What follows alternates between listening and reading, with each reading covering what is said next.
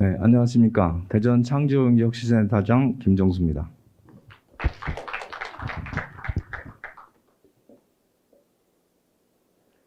저는 부총장님처럼 그렇게 아주 자연스럽게 말씀을 못 드려서 적어온 거 가지고 말씀드리겠습니다. 5G 오픈 심포지엄 2021 대전 개최를 축하드립니다. 이번 심포지엄은 그 산학연구원이 협력해서 진행한다는 점에서 굉장히 중요하고요. 또 이런 그 행사를 통해서 대전이 그 5G 관련된 생태계를 선도하는 그런 시도로 시작된 거라서 아주 의미 있는 행사라고 생각합니다. 이 네트워크에서 5G 관련된 정책 동향이라든지 향후 사업화를 어떻게 할 것이냐라는 걸 논의하는 장이 만들어져서 이제는 그 형식적인 심포지엄이 아니라 실질적인 효과를 기대하는 그런 형태로 발전돼 오고 있다고 제가 확신하고 있습니다. 저희 그 대전 창조경제혁신센터도 4차 산업혁명이 완성되기 위해서는 5G와 관련된 네트워크가 완성이 되고 서비스가 완성이 되어야지 그 바탕이 된다고 확신을 하고 있습니다. 저희는 그 지난해부터 이 5G 산업이 대전에서 꽃피우고 대전을 중심으로 만들어지는 것을 저희 시도하기 위해서 5G 융합 서비스 특화 스타트업 육성 사업을 진행해 오고 있습니다. 이 생태계라는 거는 그 생태계를 구성하는 요소들이 얼마나 네트워크가 잘 구성되어 있고 또 소통을 하고 있는지에 따라서 성패가 좌우된다고 생각을 합니다. 5G 오픈 심포지엄이 앞으로도 지속적으로 확대 발전돼서 향후에도 생태계를 육성할 수 있는 그런 큰 행사가 되기를 바라고요. 이런 행사 외에도 이제 생태계 현장에서 5G 생태계가 더 활성화돼서 대전을 중심으로 한 5G 생태계가 잘 작동할 수 있기를 기원합니다. 감사합니다.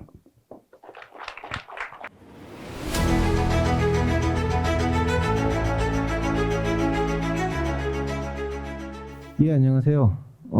오늘 5G 오픈 심포지엄 행사와 관련해서 마지막 순서가 되겠습니다. 패널 디스커션을 진행을 할 텐데요. 특히 오늘 패널에는 오늘 발표에도 많이 참석해 주셨던 교수님들과 그 다음에 그 시험 인증에 대해서 발표해 주신 분, 그리고 중소기업에서 세 분이 참석을 해 주셔서 오늘 발표드린 이런 그 5G와 관련되어 있는 내용들이 실제 기업들, 중소기업들 입장에서 봤을 때 어떻게 사업에 연계가 될 수 있는지, 그리고 사업에 연계를 시키면서 어떤 문제점들이 있는지, 이런 부분들을 함께 토론할 수 있는 시간이 될 수 있을 것 같습니다. 본격적인 토론에 앞서서 제가 오늘의 토론을 발제하는 차원에서 5G 생태계 활성화와 관련되어 있는 부분을 잠시 소개를 드리고 진행을 하도록 하겠습니다. 저희 5G 포럼의 생태계 전략위원회는 5G 포럼의 한 위원회로 존재를 하면서 5G와 관련되어 있는 생태계를 구축하고 산업을 활성화시키는 데 노력을 하고 있습니다. 이런 일환으로 국내 그리고 국제 그리고 버티컬 산업들과의 협력을 채널을 구축해 나가고 있고요. 생태계 활성화 차원을 통해서 중소기업들이 보다 더 활발하게 5G를 활용하고 새로운 종류의 비즈니스와 레비뉴를 창출할 수 있도록 지원해 드리는 데에 포커스를 맞춰서 활동을 하고 있습니다. 저희 5G 포럼의 전체적인 구성은 다음과 같이 구성이 되어 있고요. 생태계 전략위원회뿐만 아니라 주파수, 서비스, 기술 등 다양한 위원회들과 그리고 5G를 버티컬 산업에 적용시키는 측면에서 교통융합, 스마트 시티, 스마트 공장, 그리고 공공융합과 같은 위원회들이 준비되어 있습니다. 이런 위원회들의 활동을 통해서 특히 중소 중견기업들이 5G에 대한 인포메이션을 얻고 이를 활용해서 중소기업의 비즈니스가 더 확대되어 나갈 수 있도록 지원해드리는 부분을 열심히 노력을 하고 있습니다. 5G는 지금 현재 전 세계적으로 보다 더 많은 사람들이 가입자가 증가를 하고 있습니다. 그래프에서 오렌지색으로 나타내져 있는 부분이 인데요. 우리나라만 하더라도 굉장히 많은 5G 가입자가 증가를 하고 있고 중국, 미국 그리고 최근에는 유럽에서도 가입자가 많이 증가하여 그 증가 속도가 예전에 있었던 LTE 때의 증가 속도에 비해서 훨씬 더 많이 빠르게 증가를 하고 있어서 2026년경이 되면은 3.5 빌리언 정도의 5G 가입자가 확보가 될 걸로 예상을 하고 있습니다. 이런 그 5G의 그 전 세계적인 활성화와 함께 5G는 앞에서 잠깐 소개드렸던 다양한 종류의 산업을 지원하는 것을 목적으로 되어 있고 이런 산업에서는 IoT 기기들이 5G의 연결성을 담당을 하게 됩니다. 이런 IoT, 셀룰라 기반의 IoT, 5G IoT의 그 가입자 수는 2026년경에 5.9 빌리언 정도로 증가를 할 걸로 예상을 하고 있고요. 이런 부분들이 특히 B2C로 대변되는 스마트폰을 이용한 5G 서비스 뿐만 아니라 B2B 다양한 산업에서의 다양한 종류의 서비스와 다양한 종류의 단말을 필요로 하고 있는 산업들이 집중적으로 중소 중견기업들이 비즈니스를 창출해낼 수 있는 기회가 될 수 있을 거라고 생각이 되어서 이런 측면에서 본다면은 이런 셀룰라 IoT가 중소 중견기업들의 그 새로운 레비뉴 소스가 될 수 있지 않을까 생각을 합니다. 오늘 이제 토론을 해 나가면서도 얘기가 계속 나오겠지만 우리나라 같은 경우에는 3.5기가에 대한 서비스를 지금 현재 상용 서비스를 진행을 하고 있는데 28기가에 대해서는 아직까지 그 서비스를 잘 못하고 있는 지금 상황입니다. 그와 관련해서 지금 전 세계적으로 보면은 28기가, 26기가 등 다양한 하이밴드 주파수를 사용하는 것이 전 세계적인 생태계를 구축을 해 나가고 있고요. 특히 우리나라가 확보하고 있는 28기가 같은 경우에는 전 세계적으로 굉장히 큰 시장을 형성하고 있는 것으로 보고 있기 때문에 이런 부분에서도 활성화가 되고 이런 부분들이 또 중소 중견기업들의 새로운 레비뉴 소스가 될 수 있는 시장이 확보가 될 수 있으면 하는 바람을 가지고 있습니다. 이런 28기가는 전 세계적으로 지금 확대 일로에 있는 5G 특화망 관련해서도 연관이 되고 있는데요. 5G 특화망은 5G와 관련되어 있는 주파수를 사업자에게 제공하는 것이 아니고 그 주파수를 직접 사용하는 공장, 스마트 시티 이런 산업 주체에게 직접 할당하는 방식이 되겠습니다. 그림상에서 봤을 때 녹색으로 표현되어 있는 부분들은 이미 5G 특화망 주파수를 할당을 해서 운용을 하고 있는 나라들이 되겠고요. 노란색으로 표시되어 있는 나라들은 그 5G 특화망과 관련되어 있는 정책 방향을 발표를 하고 시험 서비스 등의 그 5G 특화망 보급을 진행을 하고 있는 나라들입니다. 파란색으로 되어 있는 부분은 이런 5G 특화망 주파수는 아니지만 산업에서 활용할 수 있는 주파수를 쉐어드 스펙트럼 방식으로 제공하고 있는 나라가 되겠고요. 가장 대표적인 것이 미국 같은 경우에 CBRS 주파수가 산업용으로 사용될 수 있을 것으로 기대를 하고 있습니다. 이런 5G 특화망 주파수는 사업자들에게 할당되는 방식과는 다르게 그 사업을 운영하고 있는 운영 주체 그러니까 예를 들면은 공장주에게 주파수를 할당하는 방식이다 보니까 그 공장이 위치해 있는 지역 단위로 주파수를 할당하는 방식이 되겠고요. 이런 방식을 통해서 전국적인 그 공장들이 분포되어 있는 지역들의 지역 단위의 주파수를 할당하는 이런 방식이 되겠습니다.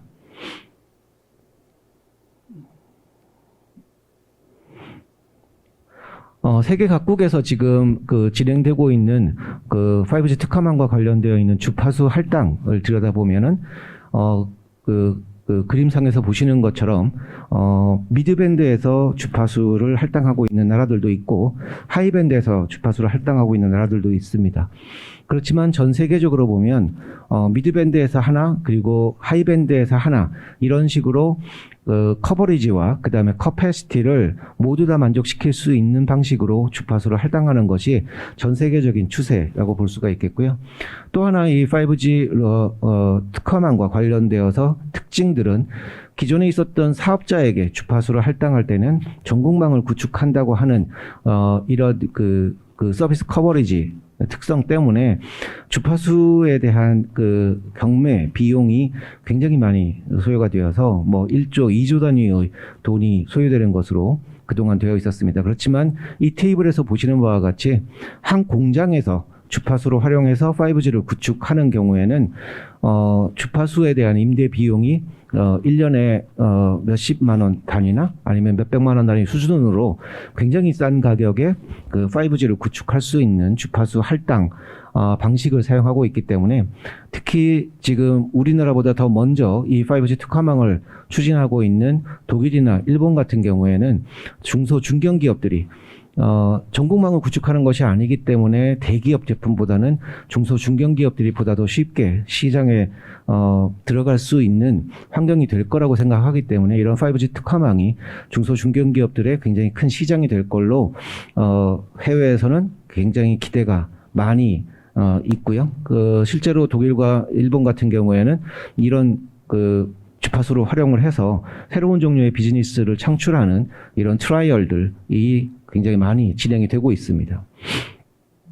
이런 특화망에 대해서 우리나라 같은 경우에도 특화망의 정책적인 방향을 지난 1월에 과기정 통보에서 발표를 한 바가 있습니다. 그래서 1차적으로는 28기가 대역에서 600MHz의 대역 폭을 5G 특화망 용도로 확보를 해놓고 이 특화망 주파수와 함께 사용할 수 있는 서브 6GHz에 대해서 추가적인 주파수를 할당함으로써 미드밴드, 로우밴드 혹은 이런 미드밴드나 로우밴드와 하이밴드인 28기가를 함께 사용해서 공장이나 스마트 시티나 이런 자동차 부분이나 이런 다양한 산업에서 자체적으로 보다 더 싼 가격에 5G 네트워크를 구축할 수 있는 환경을 제공하겠다라고 제시를 해놓고 있는 상황입니다. 따라서 이런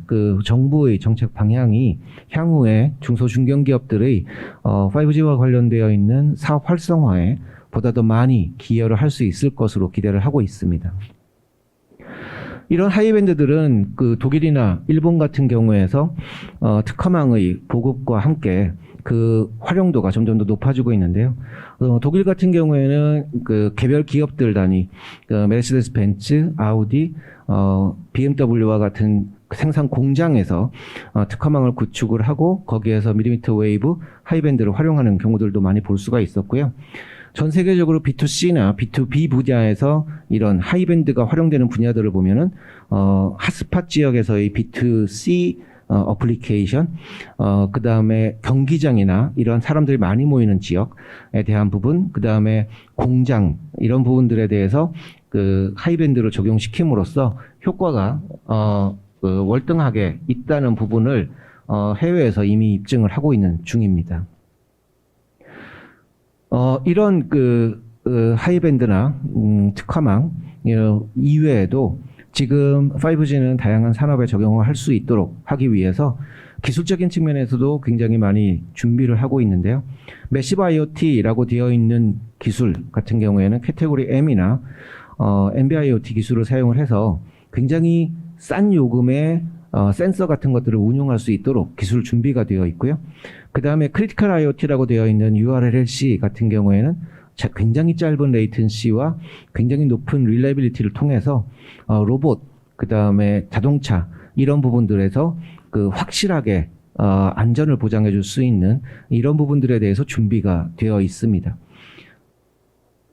특히 지금 현재 상용화가 진행되고 있는 상용화를 하고 있는 릴리즈 15 기반의 5G 시스템은 실제 B2C 용도로 설치되어 있는 시스템은 파라미터의 세팅이 달라서 지원을 안 되지만 똑같은 기지국을 공장에다가 적용했을 때에는 로우 레이턴시적인 측면에서 무선 구간에서의 단방향 레이턴시를 1ms까지 구현을 할 수 있도록 준비가 되어 있기 때문에 충분히 지금 크리티컬 IoT에 대한 부분을 산업에서 활용할 수 있도록 준비가 되어 있습니다. 이 밖에도 여러 가지 다양한 종류의 그 요구 사항들을 그 산업체로부터 받아서 다양한 산업으로부터 받아서 준비를 해 나가고 있고요. 이런 부분들은 그 산업 지원 기술이라고 해서 네트워크 익스포저, 네트워크 자체에서 API를 제공하는 부분이라든가 플렉서빌리티를 위해서 SDN, NFV를 이용하는 기술, 네트워크 슬라이싱, 그 다음에 네트워크 유지 보수 관리에 대한 부분까지도 모두 산업을 지원할 수 있도록 준비가 되고 있습니다. 네트워크 익스포저 같은 경우에는 네트워크 자체에 대한 API를 이용을 해서 산업체에서 가령 예를 들어서 공장 자동화 소프트웨어가 5G 네트워크과 타이틀리 커플도 돼서 동작할 수 있는 환경을 제공해 줌으로써 예전에 스마트폰에서 애플이나 구글이 생태계를 API 기반으로 만들었던 것처럼 5G 네트워크가 새로운 종류의 사업 기회를 만들 수 있는 그런 API를 제공해주는 기능이 되겠습니다. 이런 부분들이 산업의 활성화에 보다 더 기여를 할 걸로 기대를 하고 있습니다. 이런 내용들을 바탕으로 해서 지금 5G는 다양한 산업들을 지원해 줄 수 있도록 준비가 되고 있는데요. 이런 5G의 산업 적용과 관련해서 오늘 패널 리스트 분들을 모시고 많은 논의를 진행을 하도록 하겠습니다. 우선 토론에 앞서서 참석해 주신 패널리스트 분들을 소개를 드리도록 하겠습니다. 오른쪽부터 소개를 드리겠습니다. SP테크의 장상규 본부장님 나와 주셨고요. 네, 반갑습니다. 예, 그리고 팀그릿의 김기령 대표님 나와 주셨습니다. 반갑습니다. 그리고 애셈블의 엄준영 대표님 나와 주셨고요. 반갑습니다. 오늘 발표를 통해서도 인사를 해 주셨던 연세대학교 김성윤 교수님 참석해 주셨습니다. 네, 반갑습니다. 그리고 시험 인증에 대해서 오늘 소개를 해 주셨던 애트리의 남기동 센터장님 나와 주셨습니다. 예, 반갑습니다.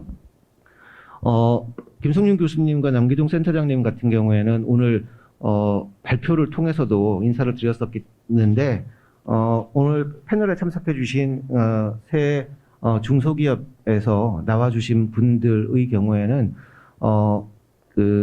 자신의 의견을 갖다 발표할 기회가 없었기 때문에 자신들의 회사에 대한 소개 그리고 그 회사에서 5G를 적용한 사례가 있으면 활용한 사례 그리고 활용을 하고 있거나 아니면 계획하고 있는 중에 5G를 적용하면서 문제가 있었던 부분, 문제점이 있었다고 한다면 그런 부분들을 한번 들어보는 시간을 가지도록 하겠습니다. 우선 SP텍의 장상규 본부장님께서 진행을 해주시죠. 네, 안녕하십니까. 저는 SP테크놀로지에서 AR/VR 사업을 맡고 있는 장상규입니다. 먼저 저희 회사가 그동안 수행했던 5G 관련된 사업들을 간략하게 소개해드려서 저희가 어떤 경험을 갖고 말씀드리게 될지를 좀 이해를 도와드리려고 합니다.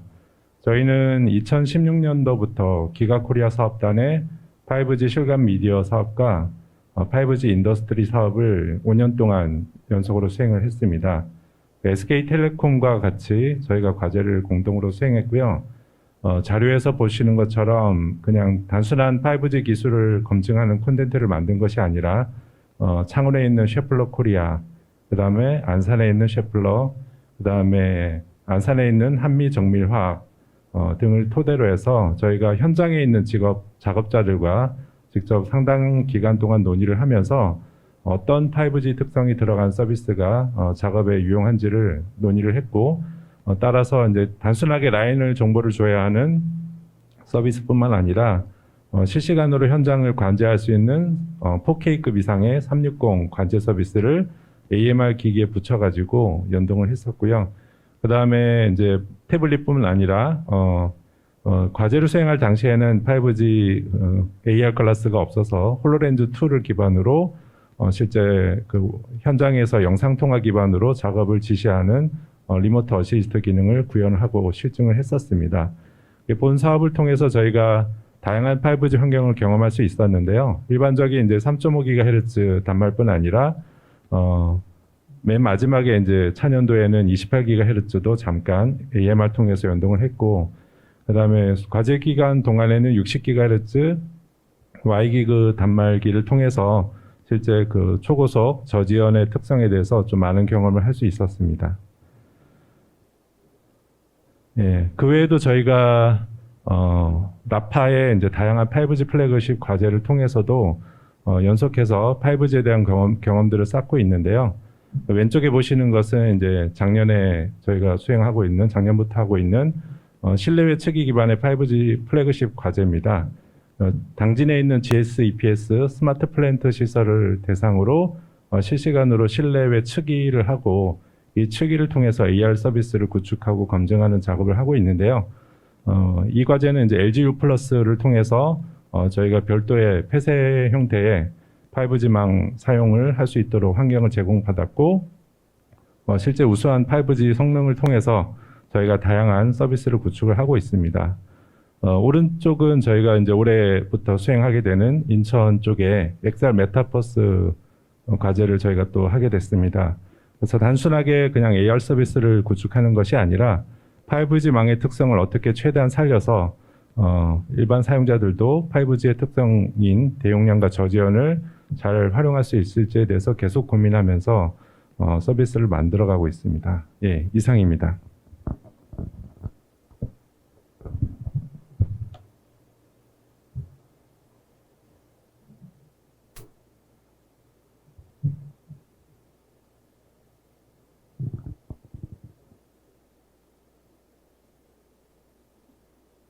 네, 반갑습니다. 저는 팅그릿의 김기령이라고 합니다. 저희 회사는 웹 기반의 미디어 서비스를 제공하는 회사입니다.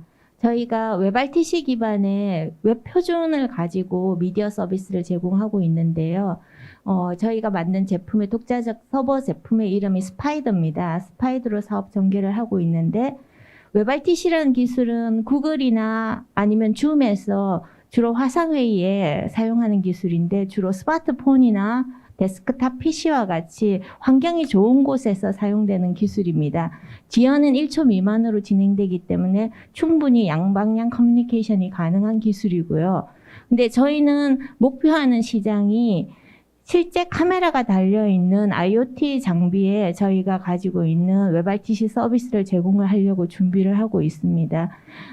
오전 세션에서, 전 세션에서도 말씀하셨던 통신사업자가 말씀하셨던 부분에 제가 공감하고 있는 게, 실제 단말에서 영상을 모두 처리하거나 AR 서비스를 제공하게 되는 것보다는 MEC나 아니면 클라우드 상에서의 영상 서비스를 제공하면 단말 가격도 낮아지고 여러 가지 효과가 좋습니다. 그래서 저희는 네트워크 환경에서 영상을 실제 양방향 커뮤니케이션이 가능한 정도의 품질로 제공을 하려고 노력하고 있습니다. 저희가 처음에는 웹 기반의 그냥 서비스로 제공을 했는데, 저희가 지난해부터 5G 서비스를 심각하게 고민을 하고 저희가 가지고 있는 미디어 서비스에 적용을 하는 이유는, 실제 그 카메라가 달려있는 IoT 디바이스가 와이파이 같은 경우에는 품질을 보장받지 못하는 경우가 있어서, 실질적으로 5G와 같이 약간 품질을 보장할 수 있는 지연이 없는 망을 사용하려고 하고 있고, 하면서 여러 가지 좌충우돌을 하고 있는 부분을 좀 말씀드리고 싶습니다. 저희는 업력이 길지 않는 스타트업이기 때문에 지난해부터 저희가 이제 제품을 시장에 딜리버리 하고 있는데요. 가장 주요 고객이 일본에 있는 교세라 그룹입니다. 처음에는 유선 기반의 그냥 데스크폰으로 영상 서비스를 제공하고 있었는데, 저희가 저 서비스를 일본 시장에 들어가게 된 이유는 굉장히 스펙이 낮은 단말이에요. 그런데 지자체에 실제 재난 서비스와 같은 영상 서비스를 실시간 제공하는데, 이제 충분히 저희가 품질을 보장할 수 있게 미디어 서비스를 제공하면서 들어가고, 경마장과 같이 그 대규모 영상을 봐야 되는 경우에도 지연 없이 제공할 수 있도록 저희가 일본에 이제 웹RTC 서비스를 제공을 하고 있습니다. 올해부터는 이 기업이 일본의 5G 프라이빗 서비스 사업자라서 지난달에 테스트베드 구축이 끝나서 킬랩을 찾던 중에 저희가 가지고 있는 한국의 쪽에서 MEC 서비스로 저희가 테스트했던 저 보시는 작은 장난감 같은 주행 로봇이에요. 그래서 작은 장난감형의 주행 로봇에 저희가 영상 서비스를 제공하는 것을 제공하려고 지금 테스트베드 서비스로 논의 중에 있습니다. 저희는 지난해 말부터 TTA가 협력을 맺었다는 경기 창조경제혁신센터의 5G 밀리미터파 테스트베드에 저희가 RC카 보시는 저런 작은 종류의 장난감 레이싱, 리얼버스 게임이에요. 인터넷에 접속해서 원격에 있는 리얼 디바이스를 가지고 원격 조정하는 서비스인데 영상만을 보면서 원격 조정해야 되기 때문에 굉장히 지연이 없어야 레이싱이 가능하거든요. 저 서비스를 저희가 했는데 사실 밀리미터파 차폐룸이 너무 작아서 경기장을 거기다 구축을 할 수가 없어서 와이파이로 컨버팅해서 사실은 서비스를 했습니다. 올해 저희가 기반에서 저희가 물렸던 드론이나 주행 배달 로봇 같은 것들을 저희가 4가지 종류를 과기부의 니아 실증 사업으로 저희가 5월부터 진행을 하고 있어요. 12월까지 실증을 할 예정인데 저희가 지금 판교 근무하고 있는 공간이 기업 지원 허브 2층에 왜 판교 테스트베드 니아에서 구축하고 있는 그 테스트베드에서 저희가 저 서비스를 기능 테스트는 할 수 있을 것 같아요. 그럼에도 불구하고 그 환경을 벗어난 좀 넓은 환경에서 사실은 드론도 날려보고 싶고 주행 로봇도 이제 레이싱도 해보고 싶은데 사실은 그런 부분이 좀 안타깝고 아마 하반기로 들어가면서는 이제 그 부분을 좀 많이 해결할 수 있지 않을까 싶습니다. 현재까지 단계는 저희가 가지고 있는 지연이 없는 미디어 서비스가 실제 5G 망에서 얼마나 품질이 지연 없이 유지될 수 있는지 그리고 와이파이의 간섭이나 여러 가지 장애 사항을 어떻게 해결할 수 있는지를 실험하고 있는 중입니다. 감사합니다. 예, 안녕하십니까. 주식회사 애셈블은 자료를 아직 안 갖고 왔고 주식회사 애셈블은 컨텐츠 앤 데이터 서비스 프로바이더로 도약하는 인공지능과 사물 인터넷 전문 기업입니다. 인공지능 사업 분야로는 배전계통의 운전 효율 개선 및 설비 투자 비용 절감을 위하여 세계 최초로 한국전력연구원과 AI 기반 전력 수요 예측 시스템 능동 배전 상태 추론을 개발하였으며 이로 인하여 한전은 연간 80억 원의 비용 절감과 직감적 이윤이 100억 원이 창출됩니다. 또한 한국수자원공사에서는 AI 기반의 착수, 약품, 소독, 여가, 침전 등 7개 공정에 대한 자율운영체계 구축을 통하여 휴먼 에러 없는 미래형 스마트 정수장 사업을 하고 있습니다. 이에 자체 기술력으로는 AI 플랫폼인 아이언을 갖고 있습니다. 또한 IoT 사업 분야로는 저희들이 주로 SOC 사업 분야에 저희 IoT 사업을 하고 있습니다. IoT 사업 분야로는 전력 설비, 예를 들면 변압기, 개폐기 등 같은 상태를 감시하고 가공선로, 지중선로 상태 감시, 전력 공급 상태 모니터링 등 전력 설비에 대한 스마트 센서로 상태를 감시하는 사업을 하고 있습니다. 또한 IoT 사업을 위해 이솝이라는 국제 표준 기반의 1M2M IoT 통합 플랫폼을 개발했으며 현재 대전시의 한국전력연구원과 함께 대전시 전봇대에다가 로라 자가망을 구축하였으며 현재 로라 자가망의 망을 데이터를 보내기 위해서는 백홀에는 현재 전용망과 LTE 4G망을 사용하고 있습니다. 향후 다양한 컨텐츠와 빅데이터가 구축이 될 경우 데이터 크기와 속도가 중요하므로 초고속, 초고용량, 초지연의 특징을 갖고 있는 5G를 이용한 사업 확대를 고려하고 있으며 5G의 B2B 시장의 활성화를 기대하고 있습니다. 현재 저희들이 이제 5G를 망을 고려하고 있지 않는 이유는 LTE나 4G망 같은 경우는 B2B 요금제가 적용되어 있고 5G망 같은 경우는 아직 그 요금 적용이 안 돼 있고 또 상당히 요금제가 비싸다 보니까 향후 5G망의 활성화를 위해서라도 5G 요금의 B2B 요금제가 정착이 될 필요가 있고 또한 사물 인터넷망과 연계된 융합된 요금제가 좀 나와야 되지 않을까 생각하고 있습니다. 실질적으로 IoT 기업은 로우 데이터에 저 데이터에 전송을 하다 보니까 큰 대역폭 필요하지 않지만은 한전 같은 경우는 전봇대만 해도 960만 개 정도가 됩니다.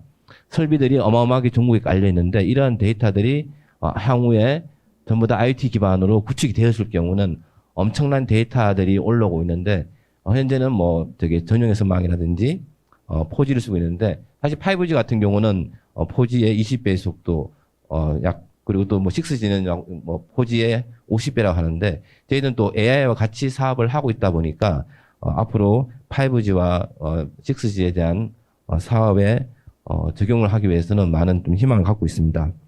마지막으로 저기 에셈블은 IoT와 AI 융합을 통한 사물 인터넷 및 인공지능, 빅데이터 분야 기술 확산에 기여하고 4차 산업을 선도하는 기업으로 도약하겠습니다. 예, 감사합니다. 예, 이상으로 참석해 주신 중소 중견기업들의 대표 분들의 현황에 대해서 소개를 들었습니다. 이제 본격적인 패널 토론을 위해서 한 가지 토픽을 가지고 의견을 듣는 시간을 가지도록 하겠는데요. 첫 번째로 논의를 했으면 좋겠는 부분은 지금 여기에 참석해 계신 중소기업 분들도 많은 분들이 이제 B2B와 관련되어 있는 일들을 하고 계시기 때문에 5G B2B의 활성화, 5G라고 하는 것이 산업과의 융합을 위해서 만들어졌다고 하는데 아직까지 B2B와 관련돼서 본격적인 산업은 일어나지 못하고 있는 것 같아요. 그래서 B2B에서의 활성화 방안에 대해서 생각하고 계신 부분들이 있으시면 말씀해 주시면 좋을 것 같습니다. 그래서 맨 끝에 계신 애트리의 남기동 센터장님부터 말씀을 해주시면 좋겠습니다. 네, 애트리 남기동입니다. 네, 좌장님께 저한테는 말 좀 안 시키길 부탁드렸는데 처음으로 이 마이크를 주시네요. 제가 주로 하는 일이 좀 시험 인증 쪽이기 때문에 조금 이제 활성화 부분이랑은 좀 밀접한 관련이 있습니다. 다만 저희 시험 인증 쪽은 조금 후행한다라고 이해하시면 될 것 같습니다. 선도적인 기술이 나갈 때 그것들이 얼마만큼 신뢰성이 있고 시장에 잘 확산이 될 건가를 보는 입장이기 때문에 조금 산업과 밀접하게 연관은 돼 있되 선도 기술과는 약간 후행한다라는 특성을 갖고 있다라고 말씀드릴 수 있겠고요. B2B 활성화가 이렇게 화두가 되는 거는 이제 5G라는 키워드뿐만이 아니라 4차 산업혁명이라는 전체 산업 전반에 대한 키워드와도 연관이 돼 있다고 보여집니다. 근데 저희 나라의 특성을 보면 특히 이동 쪽의 산업 특성을 보면 통신 사업자랑 연관이 안 돼서는 이게 뭔가 진행이 잘 안 되는 것 같습니다. 앞에서 뭐 실증 사업 여러 개 말씀하셨지만 콘솔로 들어온 게 대부분 통신 사업자 같이 진행을 하고 있는 부분이 될 것 같아요. 그러다 보니까 아무래도 그 한계점이 통신사와 반드시 연계돼야 된다라는 그런 측면이 있기 때문에 조금 탈통신사 내지는 조금 우리 뭐 유선에서 보는 자가망 스타일의 그런 시장들이 활성화가 되기 시작하면 B2B도 활성화가 되지 않을까라는 말씀을 한번 드려보고요. 구체적인 방안보다는 전체적인 방향이 조금 새로운 시대에 맞게 생태계도 조금 변화가 돼야 된다. 그럼 그것들을 어떤 지점부터 해결을 할 거냐라는 거는 한번 전반적으로 같이 한번 토론을 해봐야 될 것 같습니다. 이상입니다. 예, 지금 말씀해 주셨던 부분들이 아까 제가 발제를 하면서도 말씀을 드렸던 5G 특화망, 사업자가 주파수를 받는 것이 아니고 산업에서 직접 주파수를 받아서 운영할 수 있는, 그래서 자가망을 구축할 수 있는 방안에 대한 부분하고도 연계가 되는 것 같습니다. 그런 측면에서 아마도 해외에서도 이런 5G 특화망에 대한 관심이 더 많이 지고 있는 것 같고요. 연세대학교 김성윤 교수님 같은 경우에는 실제 5G 테크놀로지를 공장에 적용시키는 작업도 진행을 해보셨고, 그 다음에 스마트 공장위원회에서 많은 분들과 이런 활성화에 대해서 논의를 해보셨을 것 같은데요. 의견을 주시면 좋을 것 같습니다. 네, 일단 B2B인데 B하고 B가 만나는 자리가 많아야 된다 생각하거든요. 그래서 그걸 먼저 말씀드리고 또 자세한 얘기가 있으면 또 추가적으로 하도록 하겠습니다. 예, 짧게 말씀을 해주셨네요. 애셈블에서도 아까 5G의 적용에 대해서 많이 기대를 하고 계시다고 말씀을 해주셨고, 특히 중요한 얘기를 해주셨어요. 5G B2B 요금제, 그 다음에 IoT를 위한 요금제의 필요성에 대해서 말씀을 해주셨거든요. 그와 관련되어 있는 얘기도 괜찮고, 혹시 그것 이외에도 5G B2B 산업의 활성화를 위해서 필요한 부분이 있다고 생각되시면 말씀을 주시기 바랍니다.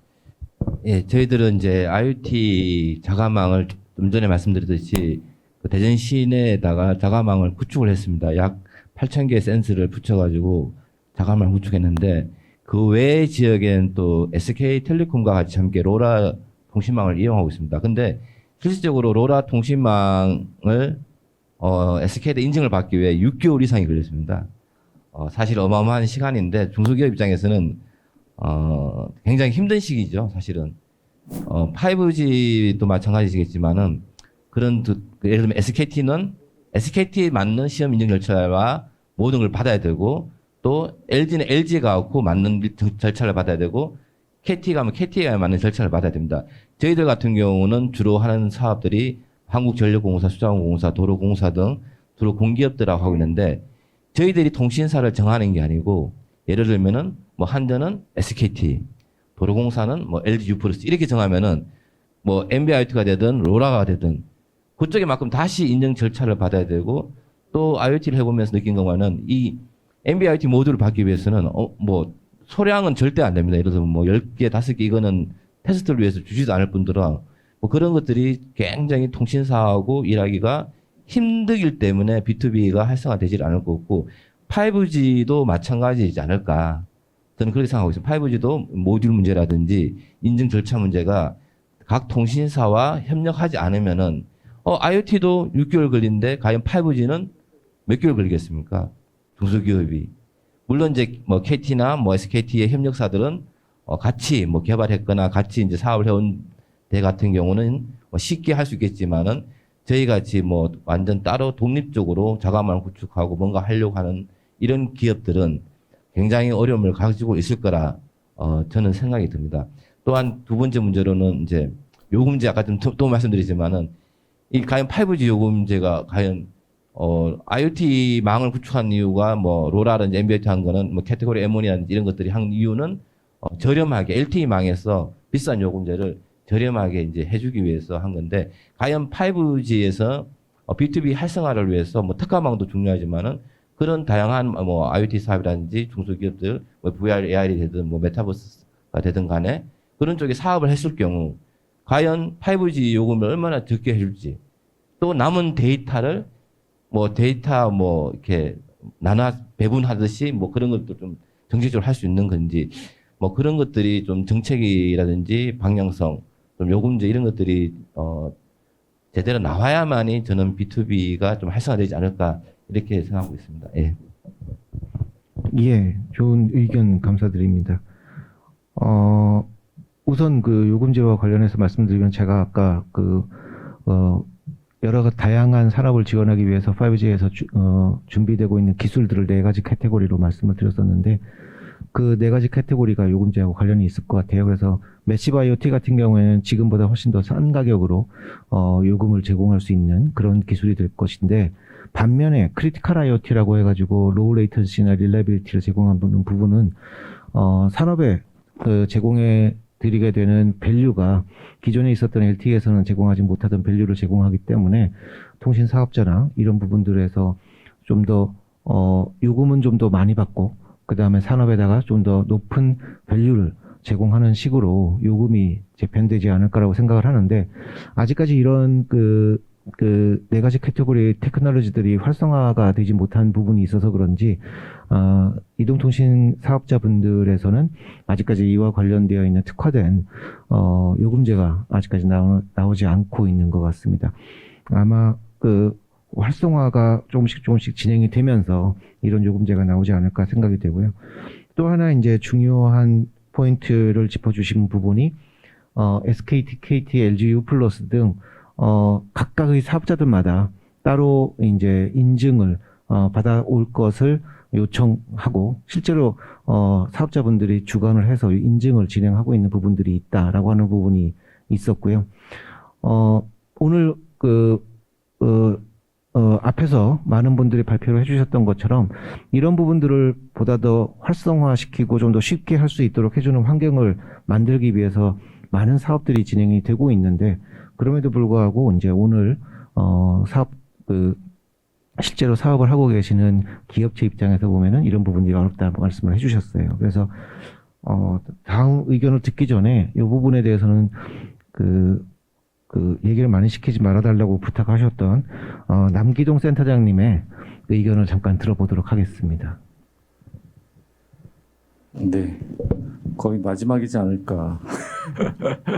예, 시험 인증 쪽이 좀 어렵죠. 특히 인증 프로그램으로 들어가게 되면 거기에 따른 시간, 그 다음에 경제적인 비용이 많이 들어가는 거는 현실입니다. 특히 통신사 향으로 갈 때는 어쩔 수 없이 그냥 글로벌 인증 말고도 또 받아야 되는 것들이 더 있는데요.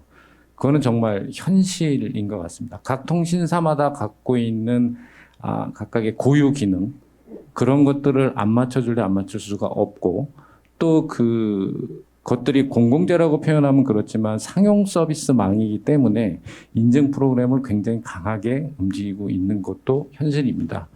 근데 그것을 저희가 조금 풀어보려고 이제 나름대로 좀 노력은 하고 있습니다. 그래서 최근에는 NIA를 주관으로 해서 그 인증 프로그램 중 공통으로 할 수 있는 것 좀 뽑아내서 그것들을 시험 기관을 통해서 받아오면 그다음에 그 부분은 각 통신사에서 인정을 해주면 어떠냐라는 부분을 저희가 좀 뽑아내고 있고요. 그런 작업이 되면 지금 6개월 걸렸던 게 한 3개월, 1개월 이렇게 좀 줄일 수는 있으나 아무래도 단계별로 그렇게 거쳐야 되는 거는 어쩔 수 없는 현실이다라고 말씀을 드리겠고요. 지금 이제 정부도 그렇고 관련된 사업을 추진하는 주체도 그렇고 그런 부분에 대해서 좀 조금씩 풀어가려고 하고 있습니다. 또한 또 기술적인 부분에 대해서는 오란과 같은 조금 오픈 생태계를 좀 끌고 가려고 하는 움직임들이 있기 때문에 조금씩 그런 부분이 풀리지 않을까라는 그런 생각을 해봅니다. 예, 답변 감사드립니다. 인증과 관련되어 있는 부분들은 굉장히 어려움을 겪을 수밖에 없는 부분인 것 같은데 그럼에도 불구하고 정부와 그리고 애트리에서 이렇게 열심히 노력들을 하고 계시기 때문에 개선이 있지 않을까 기대를 합니다. 다음에는 팀그릿의 김기령 대표님께서 혹시 활성화와 관련해서 의견이 있으시면 말씀 부탁드립니다. 네, 사실은 저희 같은 기업은 그냥 스마트폰 사듯이 그냥 서비스 이용자의 입장에서 5G 서비스를 보는 입장입니다. 지금 제가 느낀 거는 5G 서비스를 하려고 사실은 그냥 동굴 같은 데다가 5G 칩 하나 꽂아가지고 그냥 저희가 갖고 있는 디바이스에 붙여야 되겠다는 정도에서 지금 5G 서비스를 활용하면 어떤 서비스가 킬러 서비스가 될 것인가에 대한 그 개방형 서비스에 NIA 서비스에 참여하고 있는 입장입니다. 네, 제가 오늘 오후 세션에 통신사업자들의 5G 서비스 활성화를 위한 서비스 발표를 보면서 느낀 게, 킬러 앱을 찾기 위해서 각 비즈니스 도메인에서 진짜 IoT 비즈니스 찾듯이 통신사업자들이 노력하고 있구나. 근데 이제 저희 같이 통신 모듈을 기다리고 있는 소비자 입장에서는 사실은 그런 액티비티에 참여할 그 기회나 그런 비즈니스 케이스가 없기 때문에 그러면 내가 네트워크 모듈을 가지려면은 시험 다 끝나고 이게 필드에 나올 때까지 기다리든지 아니면 국내는 아직까지 법제화되지는 않았지만 해외처럼 그 MEC 특화망의 사업자를 가지고 있는 솔루션 밴드죠. 저희 고객과 같은 교세라 그룹은 솔루션 밴드입니다. 5G MEC망을 구축해놓고 본인들이 인증을 다 받은 다음에 그게 필요한 고객들한테 딜리버리하는 서비스에 저희 서비스를 제공해야 되겠다 하는 입장이고 그걸 보면서 국내도 이런 특화망을 제공할 수 있는 통신사 이외의 서비스 사업자가 많이 생기는 것이 활성화의 지름길이 되지 않겠나 하는 생각을 가지고 있고 저희 같은 어플리케이션 밴드들은 그런 서비스 사업자가 나타나야만이 5G 서비스에 아마 같이 걸어갈 수 있는 기회가 되지 않을까, 멤버로서 활약할 수 있지 않을까 싶습니다. 예, 좋은 의견 감사드립니다. 말씀해 주시는 과정 중에 이제 특화망에 대한 기대도 말씀을 해 주셨고요. 그리고 이제 모듈에 대한 부분도 말씀을 해 주셨어요. 킬러 애플리케이션을 찾는 부분과 병행해서 단말, 그다음에 서비스를 제공해 주는 기업들 입장에서 보면은 모듈에 대한 그 필요성이 아주 절대적일 텐데요. 지금 현재 시점에서는 중소기업들이 쉽게 모듈을 구하지 못해서 어려움을 겪고 있다라는 말씀해 주셨고, 저희 같은 경우에도 그 생태계 전략위원회에서 여러 많은 중소기업들에 대해서 5G에 대한 컨설팅을 진행을 해드리고 있는데, 그 컨설팅을 통해서 어려움을 호소해 주시는 가장 많은 빈도를 차지하고 있는 부분이 이런 모듈 부분이 아닐까 싶습니다. 오늘 발표에서도 그 모듈의 국산화, 그 다음에 싸게 공급할 수 있는 방안을 찾기 위해서 그 IITP에서도 여러 가지 과제를 통해서 삼성전자와의 협력이나 이걸 통해서 모듈을 확보하는 작업을 진행하고 있다고 말씀을 해주셨고요. 반면에 그 중소 중견기업들 입장에서 보면은 바로 모듈을 가져다가 사업에 대한 피저빌리티를 살펴보고 싶은 이런 욕구들이 있기 때문에, 그런 측면에서 보면은 지금 해외 같은 경우에는 그 5G 모듈에 대한 어베일러빌리티가 상당히 넓게 퍼져 있는 중입니다. 말씀해 주셨던 교세라나 이런 부분에서도 일본에서 확대되고 있는 그 특화망의 확대와 함께 그 5G 모듈에 대한 부분이 일본에서는 지금 상당히 많이 보급이 되고 있고, 교세라도 그 중에 한 부분이거든요. 그래서 이런 부분들이 국내에서의 솔루션을 찾는 작업과 병행해서 글로벌에서도 그 솔루션들을 가져다가 솔루션에 대한 다양화를 그 추진해 나가는 것도 좋은 방법이 되지 않을까라고 하는 기대를 해봅니다. 예, 그 다음에 이제 그 SP 테크놀로지의 장상규 본부장님께서 의견 주시기 바랍니다.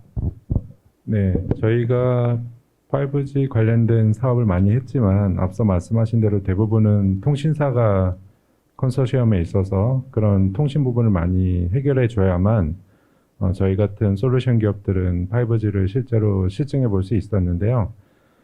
전체 사업 기간 중에 사실 5G를 이용해서 테스트를 제대로 해볼 수 있는 시간이 많지는 않았습니다. 왜냐하면 사업 자체가 솔루션 개발도 있지만 5G 망을 처음부터 구축하는 것도 병행이 돼야 되기 때문에 그 각 지역마다 5G는 대부분 새로 구축이 돼야 되는 상황이었고, 대부분 솔루션들은 따라서 거의 사업의 마지막 단계에서 제공받는 특별한 5G 환경을 이용해서 5G를 실증해야 하니 실제 5G 망이 제대로 반영된 서비스나 솔루션인지를 검증하기가 좀 어려웠던 부분도 있고요.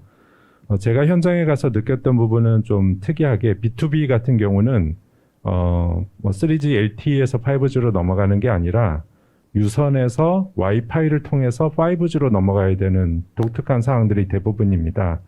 이럴 경우는 어떤 그 걸림돌이 있냐면, 그런 테스트베드나 그런 산업 현장에서는 거의 공짜로 쓰고 있는 것 같은 와이파이 환경에서 상당히 고가의 5G 망을 수용해야 되는 상황에 그 비용을 어떻게 충당하고 그 망을 도입했을 때 어떠한 베네핏을 얻을 수 있는지, 이런 것을 내부적으로 증명하는 부분이 굉장히 어려움을 겪고 있었던 것 같습니다. 그래서 솔루션을 구축하는 저희와 별개로 그 산업 현장에서는 와이파이 대비 5G가 가지는 특성과 장점이 과연 그 투자 효과가 있는지를 검증해야 되기 때문에 저희 같은 솔루션 업체들은 기다려야 되는 상황이고, 따라서 이 부분이 이제 뭐 단말 수급, 모뎀 수급, 그다음에 중계기, 뭐 뒤에 기지국까지 이어지는 굉장히 많은 비싼 인프라를 구축함에 있어서 전부 다 좀 보편화되지 않으면 어려운 점이 있을 거라 생각하고요. 또 하나 저희 같은 솔루션 업체가 가진 또 하나의 장벽은 그 단말 쪽의 솔루션뿐만 아니라 서버 단으로 이어지는 MEC 단에 탑재되는 서비스의 구축입니다. 그러니까 실제로 비즈니스가 제대로 되려면 MEC에 굉장히 많은 서비스 로직이 들어가야만 보편화될 수 있는데, MEC 영역 또한 통신사의 어떤 고유 부분이다 보니까 지금은 이제 일부 테스트할 수 있는 환경을 오픈하시지만 사실은 굉장히 비싼 자원이고, 그 자원에 저희가 솔루션을 넣고 비즈니스 하기 위해서는 굉장히 많은 비용도 지불이 돼야 됩니다. 따라서 이런 부분이 보통의 일반적인 솔루션사들은 그 안에 탑재하는 것 자체가 쉽지 않기 때문에 이 부분도 마찬가지로 그 단말 쪽의 통신의 장애처럼 서버 쪽도 이렇게 정부 주도하에 MEC 환경에 쉽게 서비스를 탑재해보고 실증을 어느 정도 해볼 수 있는 환경이 좀 빨리 보편화되면 굉장히 많은 서비스가 좀 만들어질 수 있지 않을까 싶고요. 아직은 저도 5G 관련된 서비스를 오랫동안 했지만 정말로 5G의 특성이 잘 반영된 서비스가 많이 있을까라는 부분은 의구점을 갖고 있습니다. 특히 이제 저지연과 관련된 특성과 대용량과 관련된 특성이 다 결합되기보다는 각각 개별적으로 존재하게 되는데 특히 산업 현장에서 필요한 저지연의 특성을 잘 반영한 관제나 통제나 뭐 이런 부분에 대한 서비스가 좀 더 경쟁력을 갖고 나와서 글로벌하게 좀 저희가 우수한 위치를 차지할 수 있으면 좋겠다는 생각이 들었습니다. 이상입니다. 예, 감사합니다. 말씀해주신 부분들 중에서 제가 캐치한 부분 보면은 실제 산업 현장에서는 이미 유선이나 와이파이를 많이 사용하고 있다가 5G로 적용시키려다 보니까 기존에 있었던 솔루션 대비 비용이 좀 더 드는 것처럼 보이는 5G가 비용 대비 밸류적인 측면에서 얼마만큼의 가치가 있는지를 보여주는 부분, 이런 부분에서 어려움이 있다는 말씀을 해주셨고요. 그 다음에 이제 5G의 차별성, 기존에 있었던 다른 통신 방식들과의 차별성적인 측면에서 저지연 서비스의 그 밸류를 아직까지 보여주지 못하고 있다는 부분들, 이런 부분들에 대해서 말씀해 주셨습니다. 그리고 그 MEC 환경이라든가 이런 그 상황 하에서 새로운 종류의 서비스나 어플리케이션을 개발해서 탑재하고 검증하고 상용화를 진행하는 데까지의 비용과 노력, 이런 것들이 좀 더 그 배리어를 낮춰서 중소중견기업들이 접근할 수 있는 부분에 대해서 말씀을 해주셨는데요.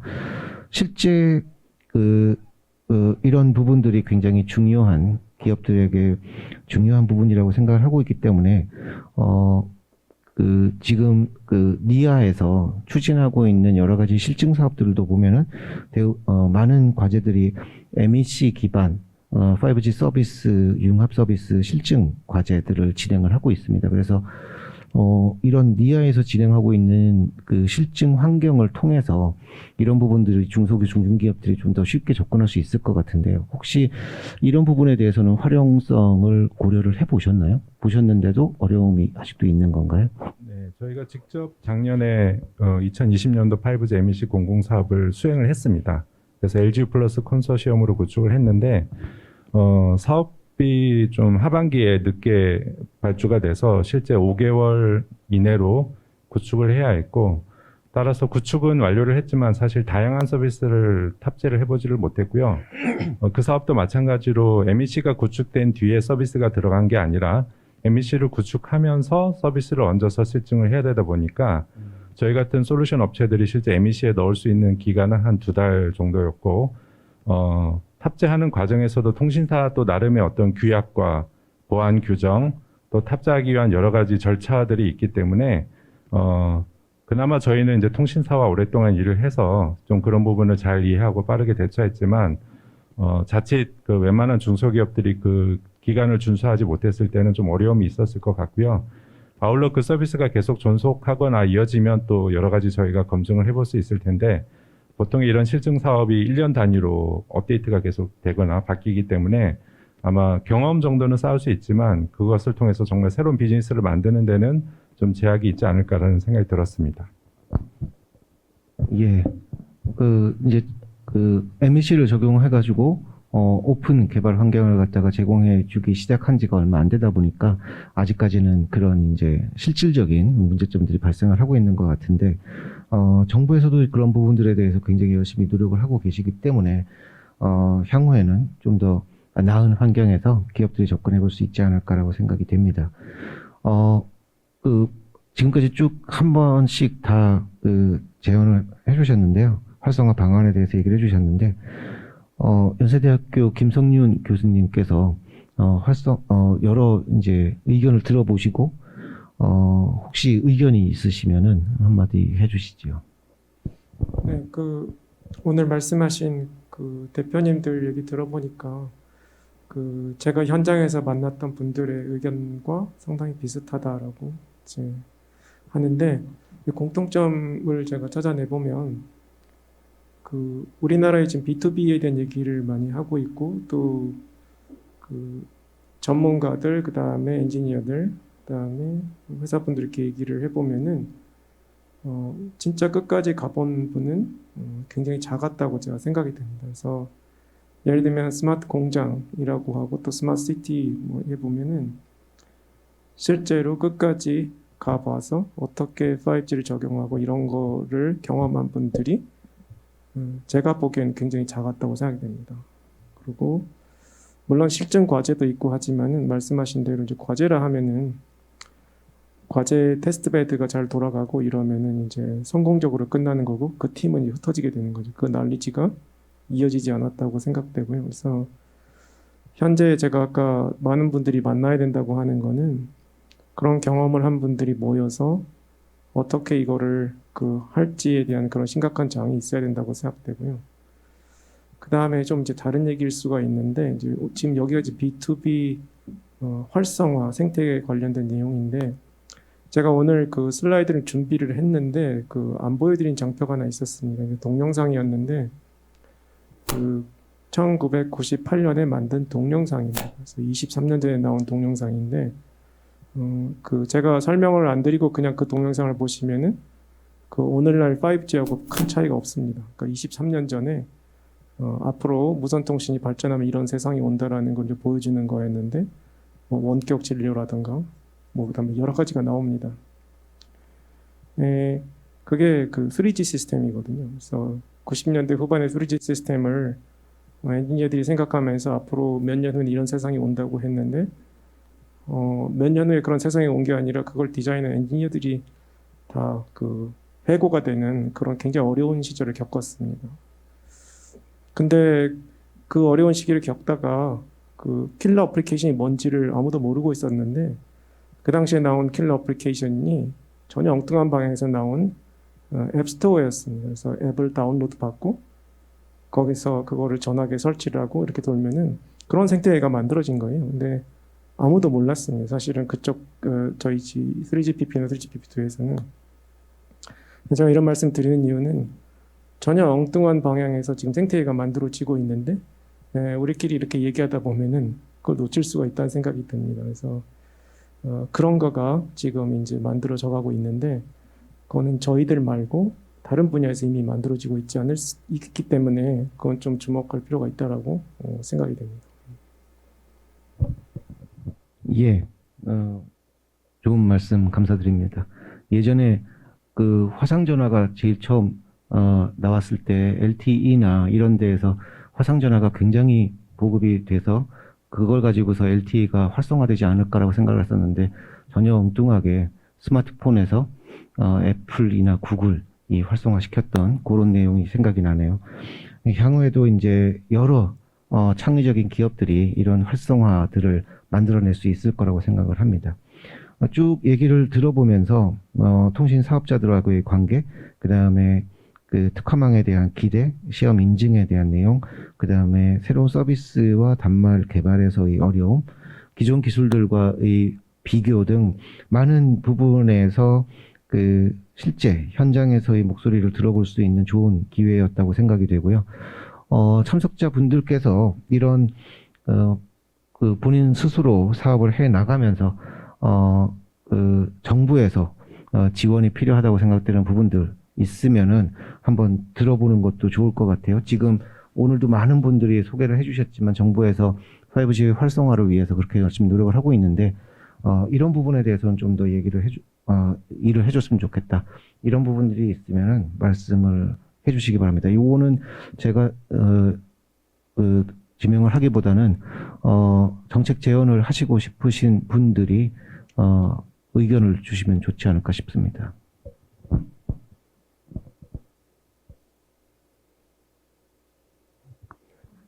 사실은 제가 한 말씀 드리면 지금 우리나라 5G 사업 자체가 통신 사업자 위주로 진행되는데 사실 통신 사업자가 해야 되는 중요한 역할이 있습니다만 조금 전에 이제 여러 계위에서 좀 다양한 방법으로 인터넷 서비스처럼 접근해야 이게 활성화가 빨리 되지 않을까 하는 생각이 듭니다. 그래서 MEC 사업자에 대한 특허망 사업자에 대한 얘기도 잠깐 있었지만 사실은 5G라는 굉장히 귀한 기술, 그리고 보장을 할 수 있는 무선 이동체에 대한 기술, 이런 부분은 제 생각에는 뭐 다른 유선 우리 좋은 서비스들 많이 쓰고 있지만 꼭 필수적으로 사람들이 찾을 수밖에 없는 기술이라고 생각합니다. 그래서 5G가 뭐 비싸다, 뭐 이렇게 접근하는 것보다는 시장에서는 무선 이동체에 대해서는 고품질의 서비스가 니즈가 분명히 있으니 이 서비스를 하기 위해서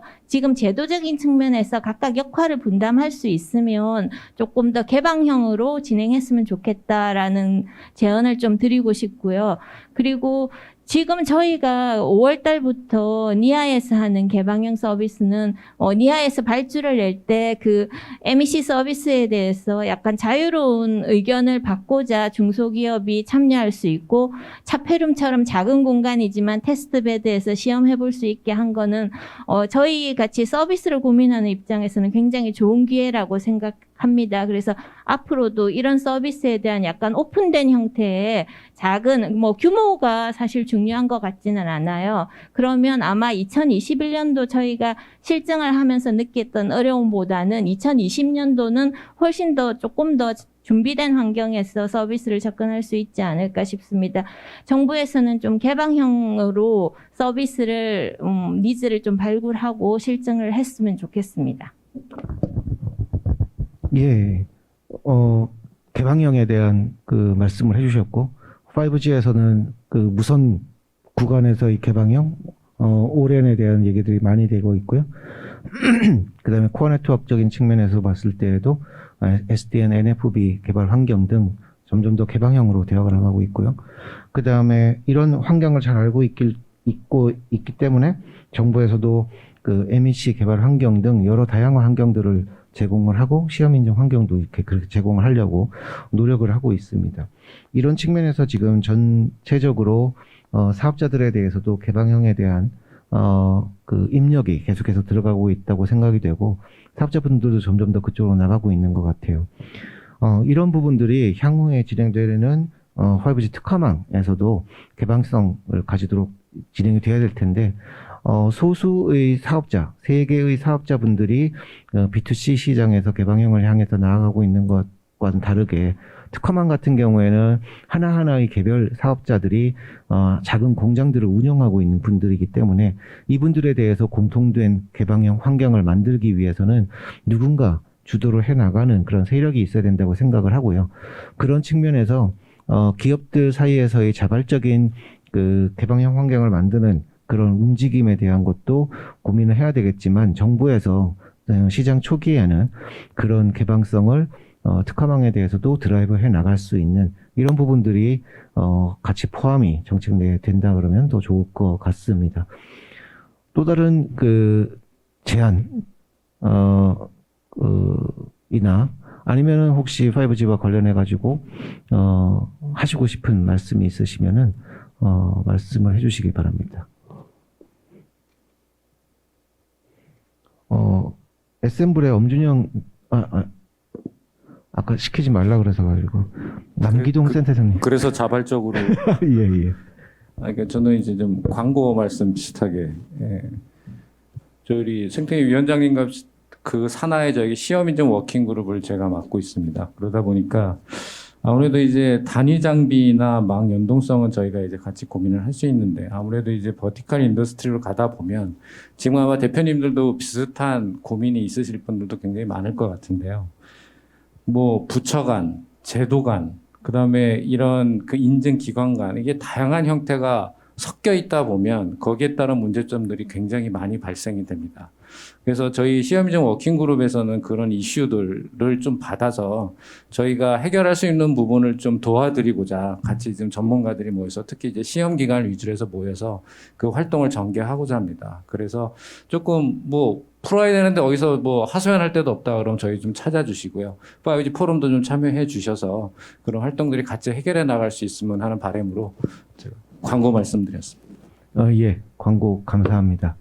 저희 아까 처음에 말씀드렸던 것처럼 저희 5G 포럼 생태계 전략위원회에서는 중소 중견기업의 문제점을 해결하기 위해서 열심히 노력을 하고 있는데 그중에 많은 분들이 시험 인증에 대해서 많이 말씀을 해주셨어요. 오늘 패널에서도 말씀을 해주셨지만 그래서 시험 인증 워킹그룹을 만들어놨는데 거길 운영해 주실 분이 안 계셔가지고 저희가 굉장히 고민을 했었는데 남기동 센터장님께서 자진해서 맡아주시면서 향후에 시험 인증과 관련되어 있는 중소 중견기업들에게 많은 도움이 될 수 있을 거라고 기대를 하고 있습니다.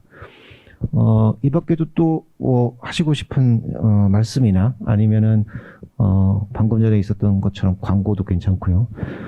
유튜브를 통해서 나가는 거니까 네. 말씀하실 게 있으시면 말씀을 해주시지요. 그 5G망은 아니지만 저희가 여러 연구를 하면서 5년 전부터 유선망에서는 저희가 텐지망을 연구할 때 사용을 하고 있습니다. 근데 저희가 비용을 내고 쓰는 게 아니라 무상으로 국가의 지원을 받아서 쓰고 있는데 이 텐지망의 효용성이 상당히 높습니다. 그래서 저희가 5년 전부터 다중 사용자 동기화 코어 로직을 계속 개발을 해서 올해는 이제 메타버스 사업도 수행을 하게 됐는데 이와 같이 무선 환경에서도 저희 같은 코어 기술이나 솔루션을 개발하는 기업들에게 5G망을 좀 더 가까이서 편하게 쓸 수 있는 환경이 좀 많아진다면 아마 국가에서도 상상하신 이상의 많은 기술 발전과 기술 확보가 가능하지 않을까 생각이 되고요. 따라서 지금 현재 굉장히 많은 모뎀과 중계기, 수신기, 다음에 이제 MEC 개발 환경을 국가 차원에서 구축하고 계신 걸로 알고 있습니다. 그래서 각 지역에 많은 기업들이 있기 때문에 골고루 잘 분산돼서 많은 지역에서 저렴한 비용이거나 혹은 무상으로 기간을 임대를 해서 이러한 그 5G망의 특성을 활용해서 기술을 개발할 수 있는 환경이 빨리 보급화된다면 굉장히 저희도 국가에 기여하는 바도 많고 전체적인 산업이 활성화될 수 있지 않을까 생각됩니다. 예, 좋은 제안 감사드립니다. 시간이 다 되어 가는데요. 연세대학교 김성윤 교수님께서 마무리 발언 잠시 부탁을 드리겠습니다. 마무리 발언이요. 네. 그래서 오늘 저희 5G 포럼의 생태계위원회에서 이런 자리를 마련해 주셔서 감사드리고요. 그리고 아마 아까 박동주 박사님이 이제 말씀하신 특화망이 아마 이번 달 말부터 또 다음 달 초에 이제 중요한 이슈로 등장할 수가 있는데 내용을 보고 저희들이 이제 무엇을 할 수 있는지 생각해 보는 좋을 것 같습니다.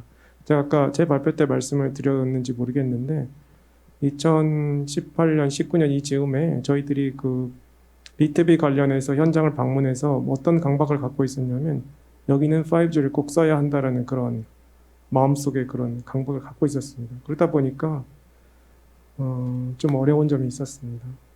근데 지금은 좀 방법을 바꿔서 일단은 시스템을 와이어리스화로 구축을 해보고 아까 말씀하신 대로 그 과정에서 일부 링크는 5G 링크로 바꾸고 일부 링크는 또 와이파이를 쓸 수 있고 그런 좀 플렉서블한 자세를 갖추면 훨씬 더 마이그레이션이 쉽지 않을까 생각되고요. 그 다음에 이 기술 인력 관련해서 제가 만나본 대부분의 인력들이 RF라든가 랜 쪽에 분들이 많았습니다. 그런데 사실 5G 시스템은 본격적으로 잘 보면은 5G 코어가 굉장히 발전된 시스템으로 되어 있습니다. 그거에 비하면은 5G 코어를 많이 아시는 분들이 별로 없더라라는 겁니다. 그래서 저희가 네트워크 슬라이싱이라든가 이런 얘기를 굉장히 많이 하고 있지만 실제로 그거를 알고 얘기하는 분들도 그렇게 많지도 않습니다. 그래서 말씀하신 대로 이제 특화망 얘기가 나올 텐데 그 과정에서 5G 코어에 대한 전문 기업들도 좀 나와서 보이지 않는 곳에서 진짜 B2B를 하는 것이 있었으면 좋겠습니다. 지금 마무리 아닌 좀 구체적인 마무리를 하게 됐습니다. 감사합니다. 예, 좋은 의견 감사드립니다. 예, 시간이 다 되어서 이제 마무리를 해야 될 것 같은데요. 오늘 본 5G 오픈 심포지엄 행사를 통해서 많은 기관들이 5G의 보급 확산 그리고 중소 중견기업들에서 5G를 활용할 수 있는 환경을 제공해 드리기 위해서 노력하고 있는 내용들을 말씀을 드렸고요.